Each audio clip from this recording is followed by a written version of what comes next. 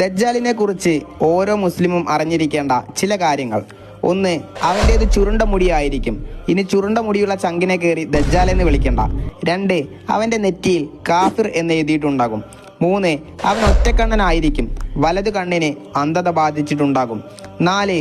ദജ്ജാലിൻ്റെ കാലത്ത് നഗരങ്ങളിൽ നിന്ന് മാറി പർവ്വതങ്ങളിൽ അഭയം തേടാൻ നബി സല്ലല്ലാഹു അലൈഹി വസല്ലമ തങ്ങൾ മാർഗദർശനം നൽകിയിട്ടുണ്ട്. 5. 70,000-ഓളം ജൂതന്മാർ അവനെ അനുഗമിക്കും.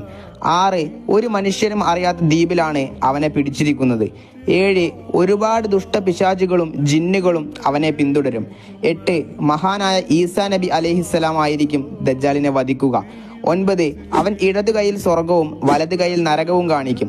എന്നാൽ യഥാർത്ഥത്തിൽ വലതു കൈയിൽ സ്വർഗവും ഇടതു കൈയിൽ നരകവും ആയിരിക്കും ഉണ്ടാവുക. 10. ലോകം കണ്ടതിൽ വെച്ച് ഏറ്റവും വലിയ ഫിത്നയായിരിക്കും അവൻ്റേത്.